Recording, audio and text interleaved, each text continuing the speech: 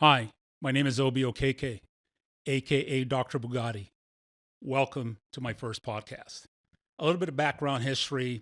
I've been selling cars for probably 39 years. I've been doing this a long time. I was born in Nigeria. My father's from Nigeria. My mother's in Ohio. She's from Ohio. And I've had a passion for cars since I was 4 years old. And when I went to school in Switzerland, they sent me to this high school in Switzerland. And that's when I really connected with European cars as a small child. With that being said, moving to America, I got really involved in the automotive sector. The first car deal I did was when I was 23 years old. And then from there, I started to progress. I moved to California Christmas Day 1990. I worked at a Lexus store.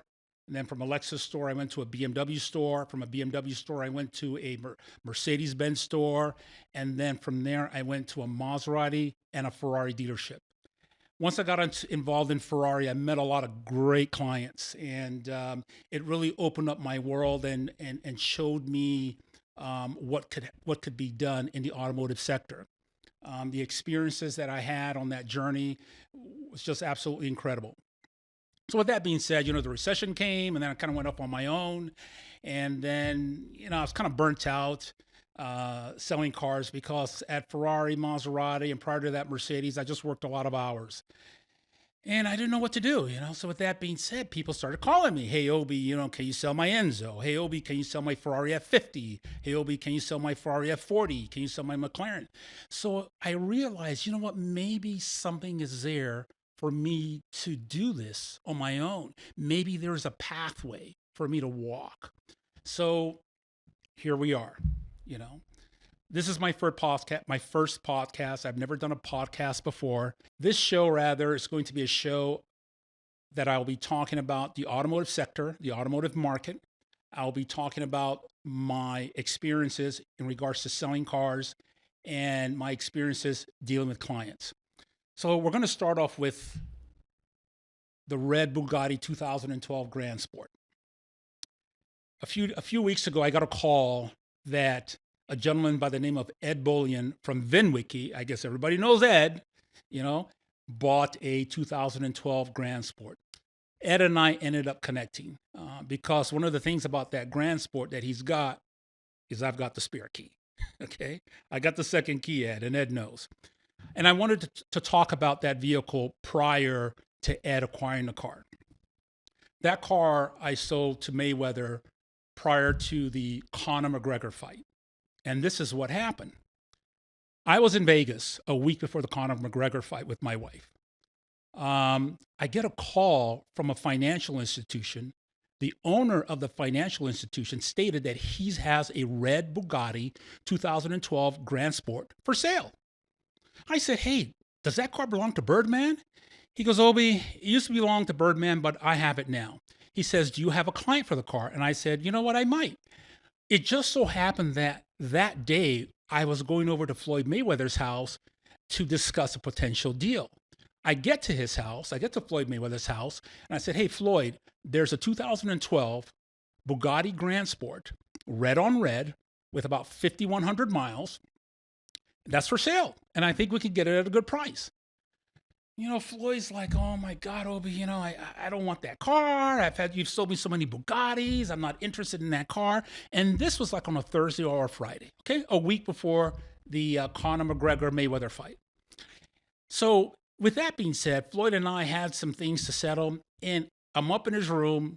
And, he's got a big room in this house. And he has $1 million in cash. 20 grand here, 50 grand there, 30 grand there. I mean, $1 million, maybe it might have been $2 million.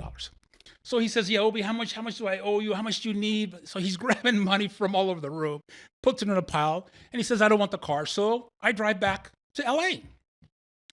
Saturday comes, Sunday comes, Monday comes, Tuesday comes, Wednesday comes. Now, mind you, the fight is going to be this coming Saturday. Wednesday comes. Floyd calls me at 3 o'clock in the morning, 3 a.m., demanding that I get him that red on red Bugatti. But I said, Floyd, you told me you didn't want the car. What's going on? I don't care. I want that car and I want it now. I said, okay. He says, it's got to be in Vegas. If the car has to be in Vegas, this is Wednesday morning at 3 a.m. And he tells me he's got to be in Vegas by Friday, 11 a.m., so he could drive the car to the weigh-in. So the financial institution that had contacted me a week prior, they're on the East Coast. So about 5 a.m. my time in California, I contact him, which is about 8 o'clock his time on the East Coast. And I said, okay, you know what? There's a deal on that Bugatti. I want to buy it. He goes, oh my God, Obi, I sold the car. I'm like, what? He said, I sold the car. So this is about 5 a.m. in the morning, 5:10. I'm like, oh my God, I can't believe this. What do I do? So I'm just thinking, I'm just racking my brain.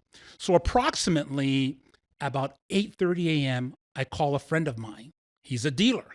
I said, listen, man, I need to find a Bugatti Grand Sport for Floyd. He called me in the middle of the night.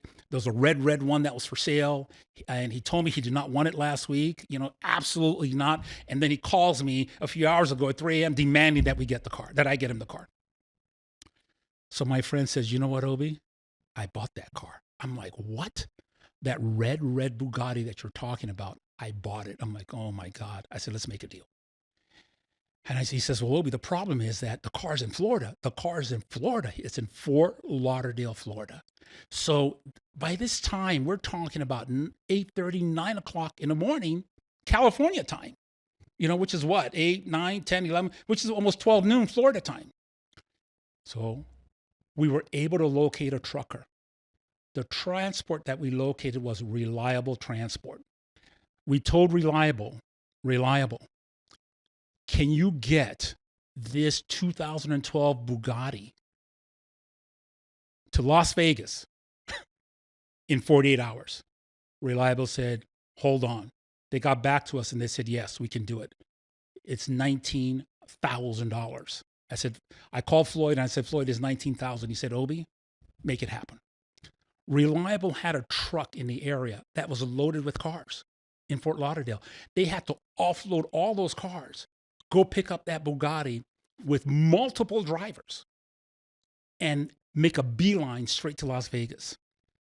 So at that point, I left Los Angeles, came to Las Vegas, and I'm in Las Vegas on the phone with Reliable every 6 hours, just checking on the drivers to see what their location is. I'm stressed out. Well, guess what? Reliable shows up with this Bugatti in Las Vegas at 9:30 in the morning on Friday. I mean, this is like an unbelievable feat. So at 9:30, I called Floyd. I said, Floyd, the Bugatti is here. He says, Obi, you're kidding me. I said, no, it's here. So Floyd shows up probably about maybe 10:45, 11 o'clock in the morning. He gives me a check, signs the check. He says, fill it out, and drives away with the Bugatti. No license plate, no registration, nothing, because obviously he's busy. And this is a Friday because he needed to get to the weigh-in for the Conor McGregor fight. The next thing you know, Saturday comes along and Floyd wins the fight. After he wins the fight, he drives it to his strip club. So I go to his strip club, meet him at the strip club, and the strip club is obviously packed. It's mayhem. You cannot get in. There's got to be probably about 1,000 people outside trying to get in. It's just insane. And then from the strip club, he drives it home, and he never drives the car again.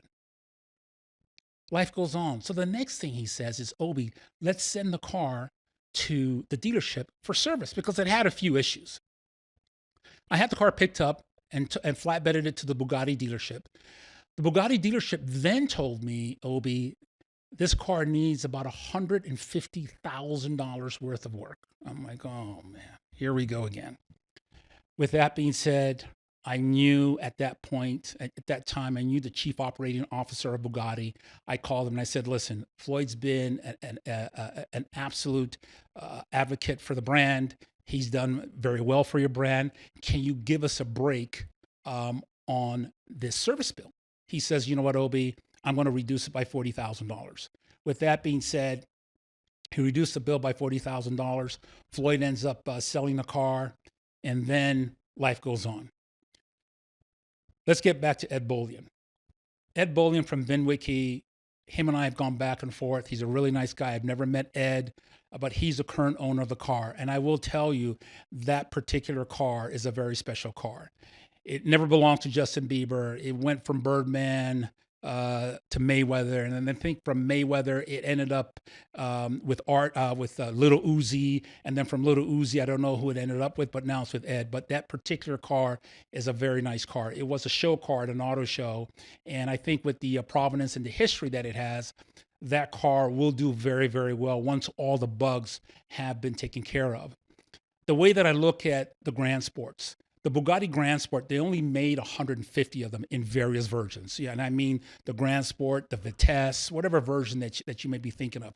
There are only 150 of them, and I think that that car in the in the midterm future will ultimately eclipse the Chiron coupe. I think it will, just because of its exclusivity, just because of the limited numbers that were built, and obviously it's got a removable roof.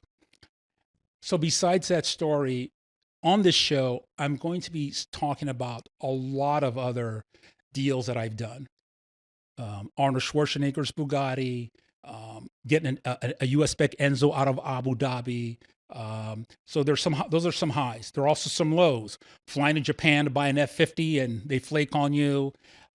So with that, I'm going to be talking on this show about the highs and lows. And what I'm going to be talking about on this show are facts of deals that I was involved in, that I have experienced. I finished the deal with Robert Herjavec from Shark Tank, helped him with his LaFerrari Coupe, also helped him with his Ford GT. So after selling thousands of cars, you stop counting how many cars you've sold. So let's get back to Dr. Bugatti. Dr. Bugatti is not a name that I named myself. I did not call myself that name.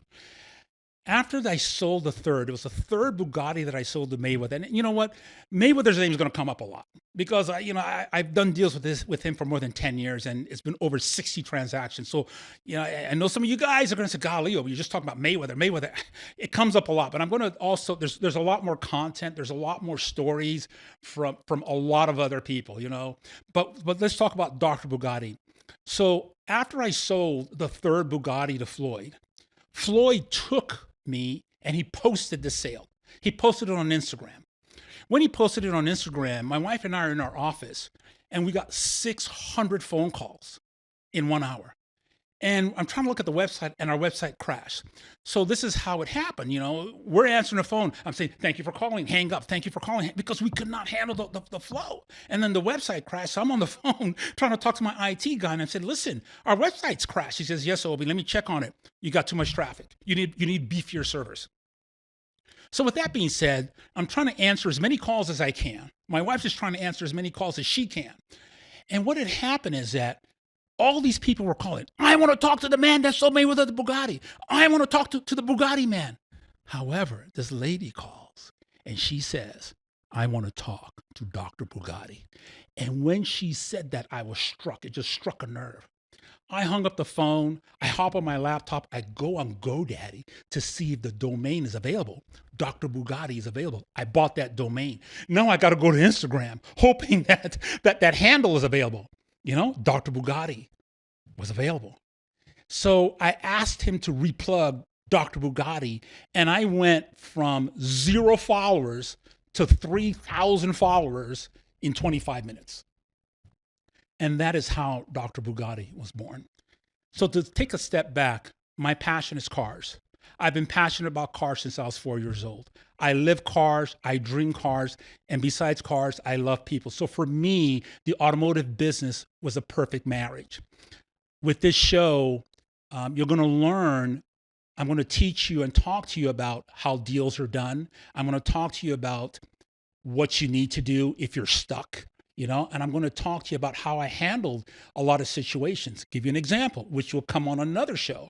I sold a collection, 93 cars to one guy, one transaction. That's a story that I will bring up in one of my shows.